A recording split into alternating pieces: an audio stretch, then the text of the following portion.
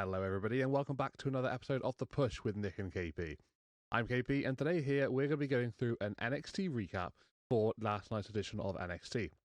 This is the 10th of February edition, live obviously from the WWE Performance Center as per usual. Let's break things down, let's go through all of what happened across the course of the night and let's discuss all of the shenanigans. So first and foremost, we will kick things off with our brand new NXT champion, Joe Hendry. After winning the NXT ladder match last week, he would come down to the ring and basically just kick things off in the way that he knows how by, I guess, just getting quite motivational, which is, sort of what he does. He thanks the fans for believing in him, before then looking back on the ladder match from the week before, saying he was spurred on by the fans to win that championship. He says the climb to becoming NXT champion didn't just start, in the build-up to that particular matchup, but it started when he became a two-time national amateur champion in the UK. That carried on through towards his TNA days and into his early WWE appearances, referencing such as Randy Orton at WrestleMania of last year. He says he'll take NXT to new heights, but before he can really sort of explain what's going to be happening in order for that to take place, he's then interrupted by Vanity Project and, more importantly, Jackson Drake. He's the Men's Evolve champion, and basically he got up in the face of Joe Hendry, saying that, he is motivational, but honestly, he's mid at best.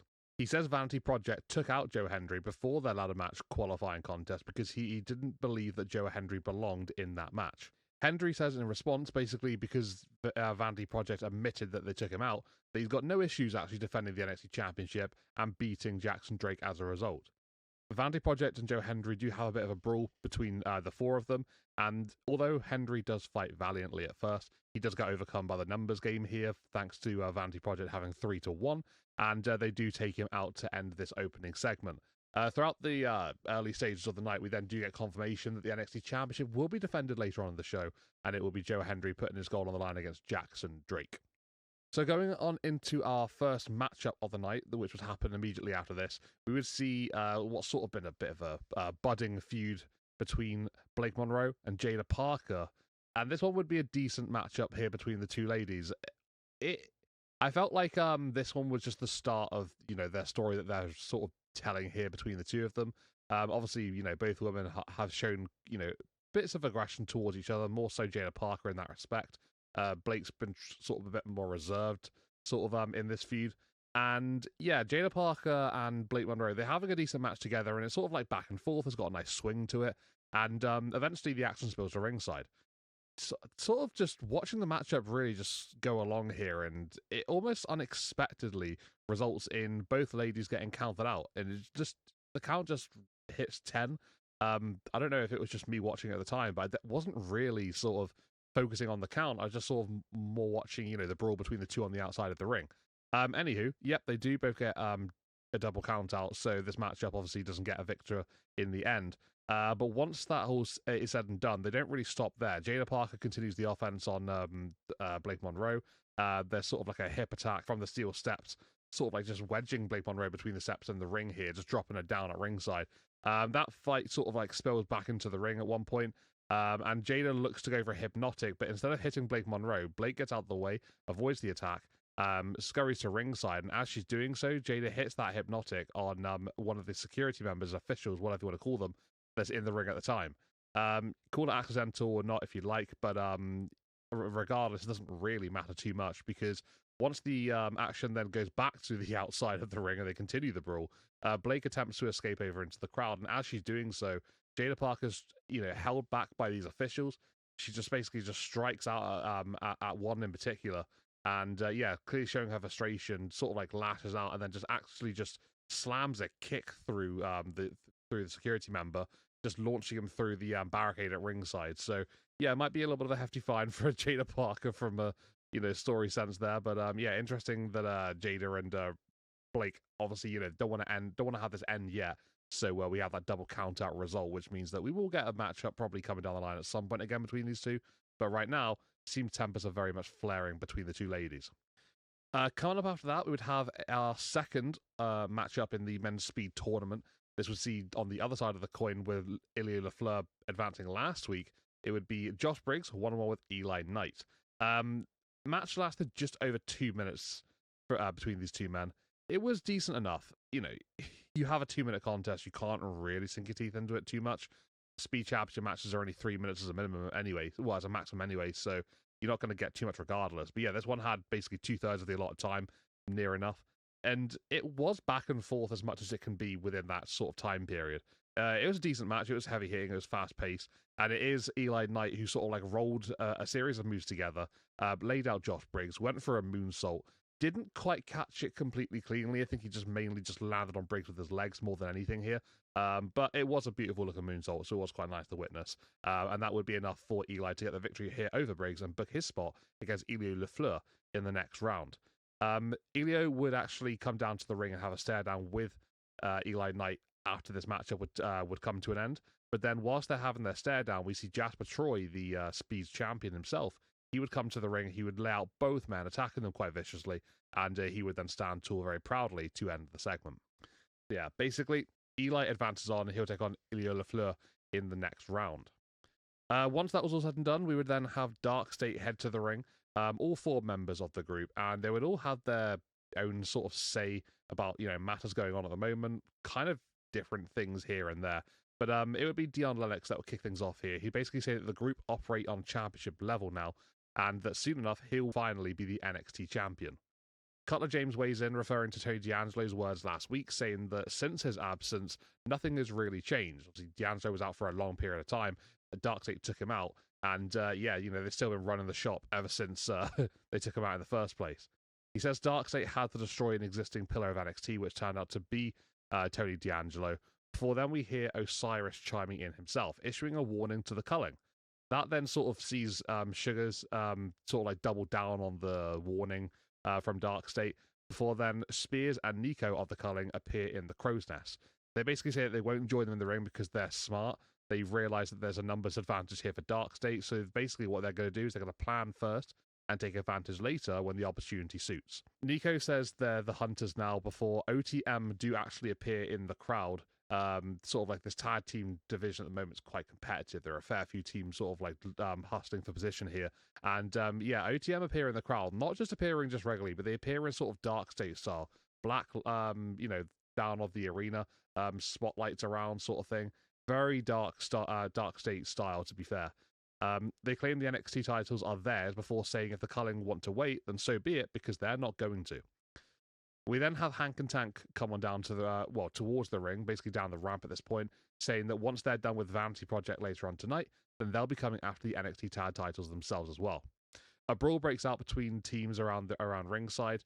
Osiris and Sugars sort of like brawl away, which leaves Dion and Cutler in the ring. They then get attacked by Tony D'Angelo, who lays out both men, hits a lovely spear at first, and then spine buster to Dion Lennox. That takes out Dark State, and yeah, that basically just leaves Tony D'Angelo standing tall. He said he was going to bring the fight to Dark State, and then he would explain what his second reason for coming back is and this change of attitude is. But obviously, we're going to have to go through step 1, which is seemingly going quite well so far for Tony D. Going into our second half of NXT, we would then have that NXT Championship matchup I mentioned earlier on. This was Joe Hendry defending against Jackson Drake, the Men's Evolve champion. So looking to become a double champion is Jackson Drake. Yeah, not a bad match between the two men. Just kind of as you'd expect, really. Vanity Projects are on the outside of the ring, being menaces, sort of getting up in the face of Joe Hendry, making life difficult for him. And then it gets to a point where he's sent into the steel steps as Joe Hendry. And the referee sort of like uses his head, doesn't see it, to be fair, but does notice that Joe's laid out. And I'm guessing he heard the crash into the steel steps. Referee uses logic and his brain to basically get rid of the Vanity Project on the outside, Ricky Smokes and Brad Baylor. So it gets rid of those. Then we just have that 1-on-1 matchup between the two men. It's back and forth. It's quite competitive, but we do eventually see Jackson Drake go for a Hurricane Rana. Before that then gets reversed by Joe Hendry into a powerbomb. He then hits his standing ovation, and that will be enough for him to get the victory and retain his NXT Championship in his first title defense. Once that was all said and done, post-match wouldn't wait too long for the next little step in this whole situation. As Joe Hendry celebrating his first title defense, we would see Ricky Saints come on down, and he would basically just lay out Joe Hendry. He would pose with the NXT Championship, just basically signifying that he's not done. He wants that title back, and he's going to try and go through Joe Hendry in order to do so. So coming up next, after that, we would see more Vanity Project. It's a very Vanity Project episode of NXT, this one. And this would be the latest installment here. Ricky Smokes and Brad Baylor taking on Hank and Tank in a tag team contest. Yeah, this one was quite fun to watch, to be fair. Both teams just having their own sort of like unique sort of ways of taking to tag team wrestling here. Hank and Tank, very explosive, very powerful, very fun and energetic. And then, you know, Brad Baylor and Ricky Smokes of the Vanity Project, very kind of different to that as well. Just sort of like bringing their sort of, I don't know, like uniqueness to the matchup, I guess you could say. Sort of like almost like rookie mentality, but just generally they've got so much experience, despite, you know, their early time here on NXT. They've been killing it on Evolve, you know, having a great time down there in the tag division. But yeah, I think probably better suited here on NXT, where the tag team division actually has something to work for. There's no title on Evolve for some reason in the tag division. So yeah, it does make sense for these two to be here because they are a good tag team and they proved it in this matchup. And they proved it tenfold because they do get the victory here in the end. We see the match going relatively quite well. It's quite even at this point, and we do have Tank and Brad Baylor down in the middle of the ring. OTM and the Culling head down the ramp, sort of getting each other's business. And with the referee distracted by that, he actually goes out towards them, trying to help all the other officials try and separate the two teams. We then see Jackson Drake come back into the play, and he hits an unaliving onto Hank from the apron. That sort of like just sends Hank just like crashing onto the canvas. Brad Baylor rolls up Hank quickly to get the victory here as the referee comes back in and counts the 1, 2, 3. So yeah, really impressive win for Vanity Project. They would basically say afterwards this is the biggest win of their career so far as a tag team, and they would have a little bit of a conversation with Robert Stone, basically just wanting to get their input in the number one contenders matchup for the NXT Tag Team Championships. They would get their wish, and they would actually have the triple threat matchup, which was going to be happening next week between OTM, Hank and Tank, and the Culling. Now it's going to have Vanity Project in that one as well, making it a fatal four-way tag team match. So the winner of that one will become the number one contenders for Dark State's Tag Team Championships. We've still got more tag team actions to discuss across the course of this episode of NXT, because coming up on our main event would have been solruca and Zaria taking on the RenQCC of Renton Clare and Kendall Gray. This had an interesting stipulation to it, this one, because basically the person who would get the deciding fall, whether that be pinfall, submission, whichever, they would actually be the number one contender for the NXT Women's Championship, currently held by JC Jane. solruca and Zaria showing, you know, just continued signs of awkwardness between the two of them, not on the same wavelength. Chemistry is far from ticking as they used to. And they would sort of say going into this matchup, more so Zaria, that she's going to be fighting for herself. She wants the opportunity, and Sol's had more than plenty, basically. The other hand, RenQCC definitely sort of looking to be a unit, a tag team, and just working really well together here. And I think both teams lived up to exactly how they sort of build themselves going into this matchup. It worked out exactly how I just mentioned there, with Zaria and Sol being a little bit sort of not quite on the same playing field, and then RenQCC just sort of like firing on all cylinders as a decent tag team and a good unit, to be fair. It was a fun matchup. You know, it had that sort of main event feel to it. I think there was that added stipulation, you know, just sort of like worming its way into the conversation. It sort of like played on the minds of all the superstars involved. And yeah, we do see a situation where Zaria gets sent into a corner. That sort of like knocks Sol to the floor and inadvertently tags her in because of the said contact. Zaria then spears Kendall Gray before looking to hit Renton Clare with an F6. Sol, at this point, gets back into the conversation, and she then hits Kendall Gray with a Soul Snatcher, kind of. Doesn't really hit at all, but the idea is there. And yeah, she then goes for a cover onto onto Kendall Gray. Zaria has Ren laid out as well, right next to her.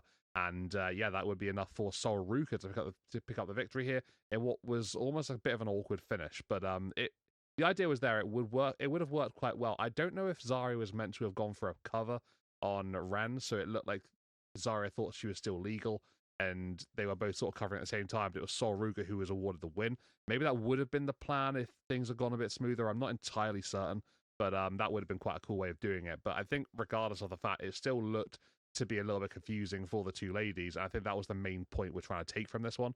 So I guess job done and accomplished there. But yeah, then we have solruca, your number one contender for the Women's Championship. JC Jane of Fatal Influence will actually be accompanied by Fatal Influence as well. They would come down to the ring, and they would get up in the face of solruca, JC Jane holding her championship proudly above her head at the end of the show.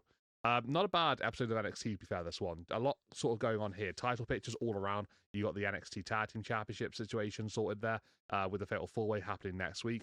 NXT Championship was defended on the line by Joe Hendry. Ricky Saints still back in the conversation, not wanting to leave that alone. New number contender for the Women's Championship in solruca for JT Jane's title. And we even had a backstage segment which had Ethan Page be confirmed to be defending the North American Championship of the men's division next week. That would be against Shiloh Hill. So, yeah, lots of title situations going on here on NXT. Lots of advancements being made in their particular fields. But yeah, not a bad episode of NXT. Lots of good things happening. I'd probably give this one a 7.5 out of 10. I don't think it was like a stellar NXT by any means necessary, but it had some good moments here and there. And yeah, we can take some things going forward as well, which is always what we want to look forward to. But for now, everybody, this has been the Push's recap of NXT. If you like what you heard here today, please consider hitting a like on this video, subscribing to our channel. Every single bit of contribution is helpful, and we'd love to just hear what you guys are saying as well. So in the comments, let us know whether you like this one, whether you maybe disagree with anything I said. Yeah, we'd love to hear anything that's on your mind and your thoughts. But for now, this has been The Push from Nick and KP. We'll see you on the next one. Take it easy, everybody, and goodbye for now.